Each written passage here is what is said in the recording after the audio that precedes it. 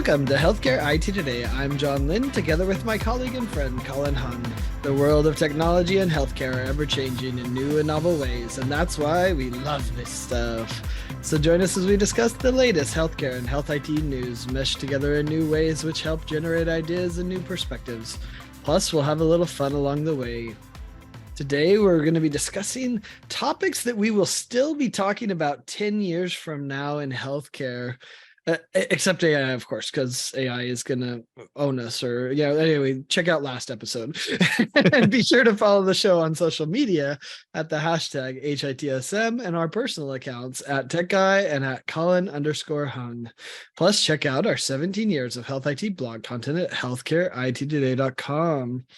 So, Colin, 10 years from now, are we going to still be sitting across the Zoom from each other recording these episodes? I think it will be virtual holograms at that point or something, right? I don't think anyone wants to see that of me. No, probably especially 10 years from now. That's probably true. I mean, other than the fact that maybe we're all John Connor or something, from Terminator. So our hologram could be our perfect self, not our current self.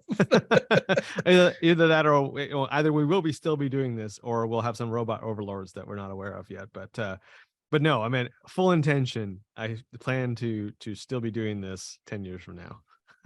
Yeah, it's hard for me to imagine will podcasts survive 10 years from now? Like, that's the bigger question to me than are we going to be sitting here talking about healthcare technology, which I think we're going to be friends 10 years from now, and we're going to be talking about healthcare technology 10 years from now. I'm just not so sure a podcast is going to be the format, but hey, survive. I didn't think I'd be blogging 17 years later either. So That's right. So this is gonna be kind of fun. So basically, John, you and I each picked two topics amongst all the dozens that we could have possibly picked that we believe are going to still be, points of discussion, still be hot topics 10 years from now in healthcare. So what's yours? What's your number one topic? Yeah, so obviously there's so many to choose from, and I think that the irony here is that 10 years from now, if we're sitting across from each other at a conference and we're still talking about this, that's what I think that's what I'm trying to identify. Right. Like, what's not going to change? And for me, the number one that came to my head is 10 years from now, we're going to be sitting at a conference and we're going to hear CIOs talk about security and how security is a problem, how it keeps them up at night, and how, it's gotten worse, and the AI has driven all sorts of things crazy, which makes it even harder. And the people are the biggest point of vulnerability, and all of these security topics that we've been talking about the last decade. 10 years from now, I think we're still going to be talking about them. I can't disagree with you. I think the frequency, the ferocity or veracity of the attacks, it's just going to increase. I think also our defenses are going to get better too. I think, people are going to be investing. And we're starting to see some of the signs now where there is some investment, more investment being made in cybersecurity infrastructure and talent and process. But I think we're always going to be behind the eight ball. And I don't blame healthcare for that. I think just in general, we're always going to be behind what the nefarious actors are able and wanting to do. So, but I agree. I think 10 years from now, we're still going to be talking about it'll be some new form of attack, some new vector, but it'll still be something definitely that'll keep CIOs up at night. Yeah, well, and you're right. It's going to happen across every industry. I don't think this is unique to healthcare, but the argument people have made is that the data in healthcare is more valuable, and that's why we get hit more. And in many times, healthcare hasn't invested in the security, and so that's a beautiful combination for someone who wants to attack you. You haven't invested in the right security, and you have valuable data. That's the gold mine for hackers and people who want to exploit you. And I think you're right, though. We will see improvements in technology that will help things and that will improve things. I mean, we saw this actually happen when you look at stuff like firewalls. Right. Now we don't talk about that anymore because it's just kind of a matter of fact thing. Of course, they're not going to attack you there. They're going to find some other vector of attack that's easier because you put up the moat. You put the moat in, you put the wall up so high so they can't get into the castle that way, so they go find another way, which is they dress up like one of your serfs and then go through the gate, right? And that's kind of what happens in security, right? It flows to whatever the weakest part is. And so you're right, we will have technology that will help us understand phishing better, right? That will help us understand the exploits that come through email so that we can identify risks quicker and be able to do those types of things. But it's still, we can't keep up with hackers, as they always say in security. And another thing we're going to be saying 10 years from now, they only have to be right once. We have to be right all the time. No, I think you're absolutely right. And it will be interesting, 10 years from now, when we look back, will we look back and say, hey, there was a golden age of cybersecurity investment when the government finally came around with meaningful use too, right? Or sorry, cybersecurity use, right? Cybersecurity use. Right? Yeah, exactly. They could use 36 billion. There's a lot of people asking for it. Yeah, but maybe it's not 36 billion, but maybe it was some money, that spurred action and adoption and change, frankly, in the approach to cybersecurity. Because I think what people are waking up to is, healthcare, yes, it is valuable data. Yes, it is not very well protected, but also it can cripple countries, right? It can cripple entire regions if you don't have access to those records and the systems work, right? So I think hardening those systems is becoming a national security issue for a lot of countries. And hospitals frankly do need some help there, right? Or could use some help there to really beef up those defenses. So and again, I don't mean to pick on healthcare. I think utilities is the same thing. So I think the governments may start to make money available for a bunch of industries that it deems as critical, to make the investments in these tools and technologies that will be coming, that'll defend them.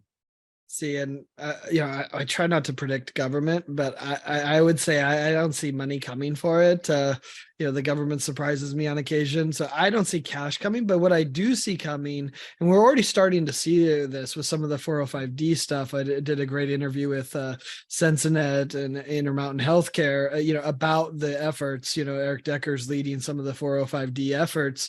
And what's interesting about those efforts, and I think we're going to see a lot more of this, where if you comply with some sort of framework, whatever that framework is, whether it's 405D, whether it's a NIST framework, whether it's something else, if you're doing that, then if you get breached, you're not going to be held responsible. You're not going to have the penalties, because you essentially made a good faith effort. So I think that's going to drive a lot of the behavior where avoiding the liability of a breach, because it's going to happen if you made these good faith efforts, these best practice efforts. I think that's going to drive the behavior more likely to happen versus an incentive.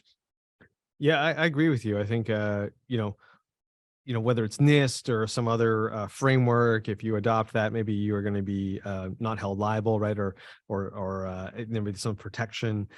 Yeah, I think those are definitely going to be things that we might be talking about 10 years from now. And it's a powerful incentive, right? It is. And actually that leads me to my top topic. It's a nice segue. The one thing I believe that we're going to still be talking about 10 years from now is actually regulations, right? Like, I don't think that's going to go anywhere. And 10 years from now, I'm willing to bet everything that we're still going to be, complaining about and lobbying for or against regulations in healthcare. We certainly can't argue with that. Like, if anyone could predict that healthcare is going to become less regulated, I want to take their bet, right? So the interesting thing, though, is will the regulations move forward, or are we going to still be talking about, promoting interoperability, information blocking? Like, are those going to still be the topics 10 years from now? Yeah. I mean, my gut answer is we probably still be talking about some of those things. Maybe not to the degree we are now, or because of the need, and maybe hopefully it was less. But I still think we're going to be talking about a lot of things around security and information sharing, and just because there's just so many more parts of the healthcare industry. Every year it expands a little further, right? Now we have health data being generated by at-home apps, by fitness trackers, by what about them, right? We haven't even touched those in the regulations yet.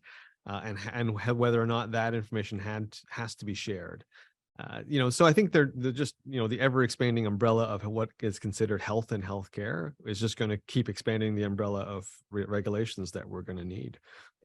Yeah, I mean, if 10 years from now we are still talking about, medical licensure across state lines, or if we're talking about reimbursing telehealth, and should we do that, like that will be a travesty. And sadly, I think you might be right. It may take 10 years to get there. And that is a really sad part of healthcare. Yeah, because of the entrenched interests that are behind doing not doing it. So yeah, it's interesting to think about all the regulations. I think the one that will evolve more than any other regulation than what we're talking about today is we'll call it HIPAA slash Right. privacy slash consent for information. I have a feeling that's going to evolve in a really big way.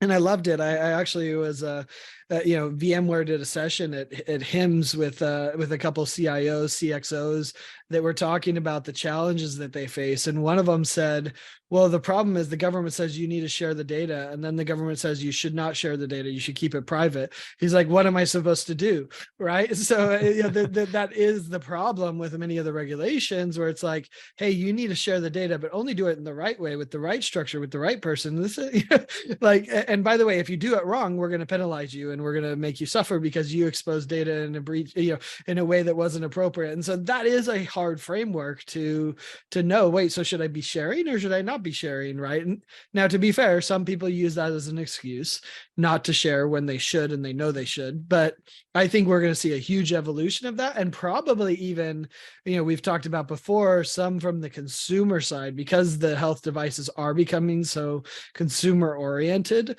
I think that's going to force some changes in how we use data and where we share data in healthcare. Yeah, no, I think, there's that, certainly that data sharing element. I mean, we're talking about that today because it's still a problem, and we were probably talking about it 10 years ago, right? So I like you, I also believe we're going to be talking about that.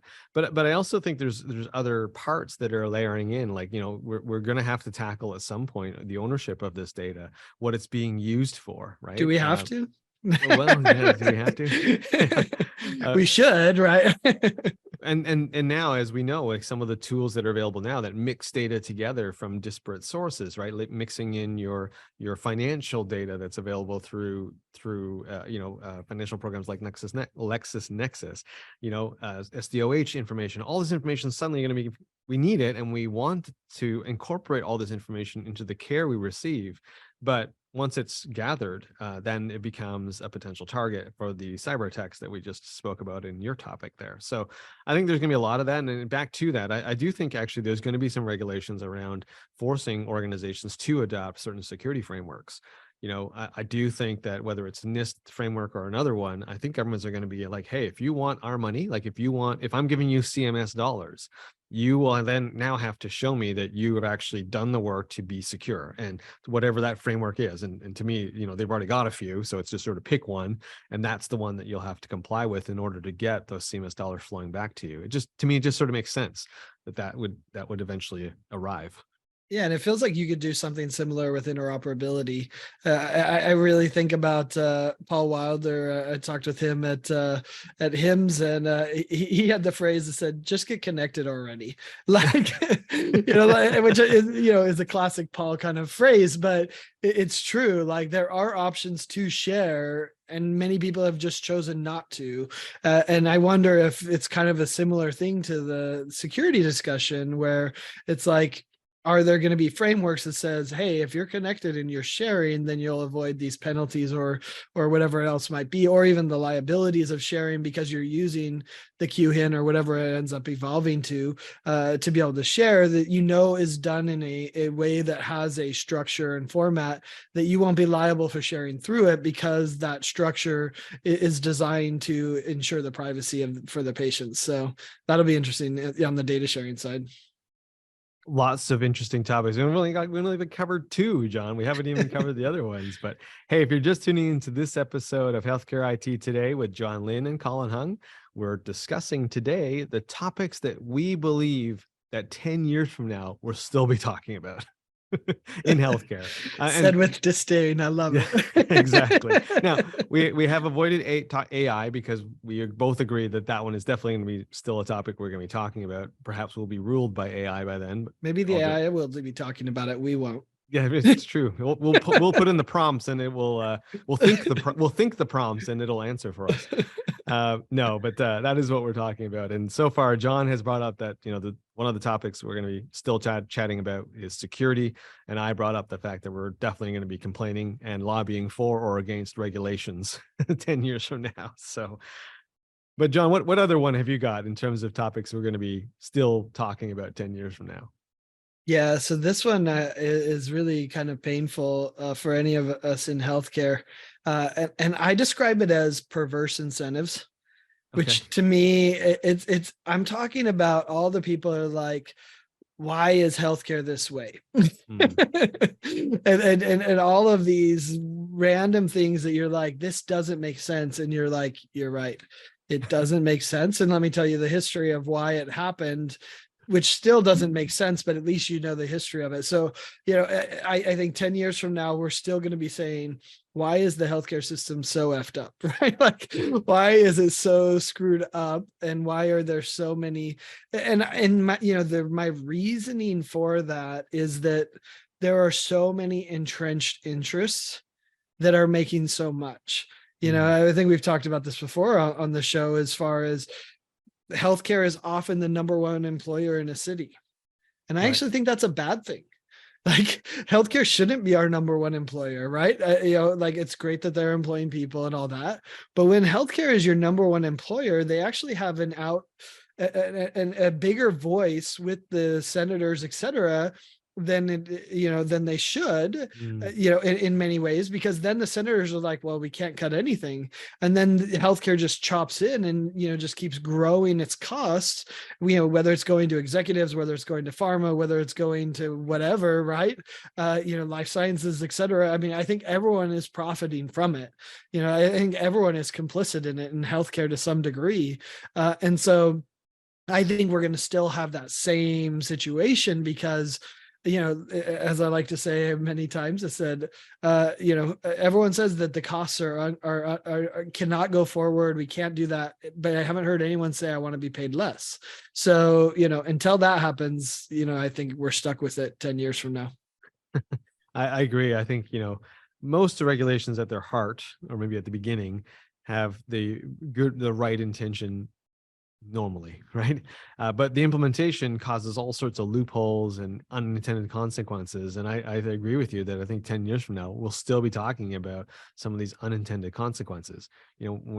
Who knows what will happen when we get to a little bit more value-based care? Well, we all of a sudden have spawned a whole other industry that goes around value-based care, right? Because someone still wants to do fee for service, or that doesn't quite fit into the value-based world. Those will be unintended consequences, and I think we'll still be definitely still be dealing with them as we get into 10 years from now. We'll also be dealing with some of the consequences of perverse incentives of what happened with drug prices, right, in Mm. healthcare, where people just swooped in and then treated it more like an arbitrage situation and just jacked up the prices because they could, right? Like, that was nobody's intention, but we created a system where that was the incentive and that could happen, right? Because the supply of insulin is so restricted anyways, there's only a certain number of players, blah blah blah. Like, it's just, so I agree. I think we're going to be talking about some of these weird loopholes, these little places edge cases that we never really thought of, that end up being the system we have. Well, and I think with value-based care, it does change the model, right? But it's just who is going to be profiting from that model. I saw something recently that said, oh, payers actually love value-based care because it's shifting all the risk to the providers. So, why is that a problem, right? The math, for them, it's all just math, right? And so Right. I think, that they will continue to profit from it. It's not going to change too many of the other things that way. So, I think that's a challenge. I actually think the real way to get, improve some of this is to get employers out of Right. health insurance, that whole history of employer health and healthcare insurance is a problem. And, that would shift things in a big way.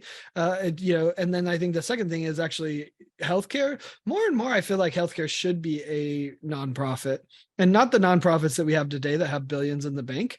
I'm talking about like a really, that their goal isn't to churn profits, because if your goal is to churn profits, that changes how you approach things, that changes how you deal with it. The problem is a nonprofit led by an unscrupulous person isn't any better. So, Right. I don't think either is a really good solution, and I don't see us moving there. But, a nonprofit that truly was trying to do the best for patients would be the right thing. But how do you even do that at scale? I just don't see it happening. No, I mean, you can look around the world, right, at the various models, whether it's Canada, the NHS, or in Singapore and Australia. There's lots of models you can choose from. Neither one works out really well, right? Like each has their problems, each has their issues. But no, I agree with you. I think that it'll be fun yet sad to look at 10 years from now and say these were kind of the weird things that we caused for ourselves when we implemented this guideline or this regulation, and who would have thought that we would have been here, right, because of that. Yeah, I mean, Um, just think how big your eye roll is going to be when that 19-year-old startup guy comes to you 10 years from now and says, "Why is healthcare this way?" And you just roll your eyes. or the other way is, Yeah. hey, I'm going to disrupt the way that payers get paid, right? It's like, yeah, Yeah. good luck with that. Yeah. Well, and maybe someone will, but so far, healthcare has been more resilient than any other industry I've seen. Yeah, I definitely have to agree with that. Well, so for my final topic that I think we are going to be still talking about 10 years from now, unfortunately, is we're still going to be talking about improving the patient experience. Mm. And again, like off the top when we were talking about cybersecurity, I do think strides are being made. I do think it's improving, but I think at the same time, our expectations as patients and consumers is also changing and evolving and getting higher, right? Just because we're used to that now as consumers of other products, of hospitality, of cars, of grocery shopping, and Netflix and streaming services. So I think 10 years from now, our expectations will definitely be higher. And I think hospitals and organizations that are providing us care will still be a little bit behind and lagging behind in terms of meeting those demands and meeting those expectations. I also think that unfortunately, we're still going to be talking about the whole caregiver situation in the Mm. US and around the world, where there's this unpaid mass healthcare system that we're putting a lot of burden on, right? It's your sons, it's daughters, it's parents taking care of their children and not being able to work. It's that silent group of people. I still think we're going to be dealing with that challenge 10 years from now. So to me, it's patient experience. Yeah, and I think that's going to evolve as people don't have kids and different stuff. That creates all sorts of new problems. Do you think? I mean, I would argue that the challenge with patient experience now is apathy. They haven't needed to change, and that's kind of changing. We've talked about this before. Do you think there will still be apathy from provider organizations when it comes to patient experiences 10 years from now? Or, and so that's why they just 10 years from now still haven't changed? Or how do you see that? Yeah, I think unfortunately, just I think you just have to look at history, right? When has patient experience ever been a priority for the healthcare system anywhere around the world, Only right? in Little House on the Prairie, when Doc Right. came to the house and actually cares about you, that was the last time I saw Right. But now that's not to say people don't care. I think Right. that's not what we're saying. I'm just saying that patient experience as a budget line item, and as a priority for executives, I think it comes and goes. And you just look at history and go, there just hasn't been sustained effort in this area ever. And I don't see that happening over the next 10 years. I think we're making, like I said, I think we're making strides, but inevitably, I think people come back to, well, I'm here to make you better. I'm here to keep you healthy. And I'm sorry if that means I don't have valet parking, but at the end, you're going to care more that I took the best care possible of you versus having all of these extra amenities. I think that's just in the mindset of people. And Hmm. we know patient experience isn't just that, right? It's how you're treated with Sure. respect. It's how you're not treated like a number, right? That's what we talk about when we talk about patient experience. But I think that just the perception of it is still going to be, oh, like you're talking about valet parking, right? You're talking about having a TV in your room. And although that might happen, it's still not going to get to the core of, is the patient truly a partner in care? And I don't think we're going to get there 10 years from now. I still think we're going to be talking about it. Yeah, I mean, I actually see it slightly different. I see it kind of more as a haves and have-nots. Mm, I think there's some organizations that are going to see the tech companies and retail health and what they're doing and saying, we need to shore this up, and we have the cash, so let's do it. Let's really evolve this experience for patients. I mean, I'm fascinated by what Banner Aetna is doing. Some of the projects I've heard them talk about, because they're the payer and the provider, they right. can solve some of the prior auth stuff. They can solve some of the eligibility stuff, et cetera, right? That is a hassle and a terrible patient experience. And, so I'm interested to see what they do, since they have the assets, they have the will on both sides to be able to do it. So, but then there's going to be other organizations, whether it's the rural ones that don't have the same resources, or even maybe a community hospital, or even just a smaller hospital in a big city trying to compete, who, they're just not going to have the resources to be able to do some of those things. And that, they don't have to, because they're maybe the only game in town. And so, that they're stuck with it. So I think that's the only thing the only argument against that is, are all of those going to be eaten up by the big boys? And It could be, but I hope that in 10 years from now, we're still talking about companies like Same Sky Health, right? That's trying to really improve health equity, that we're still talking to our friends at Savvy Co-op and the differences that they're making. And I think they are, because those organizations are mission driven as opposed to necessarily profit driven. And I just think, they're still going to be around, and we're still going to be talking about this.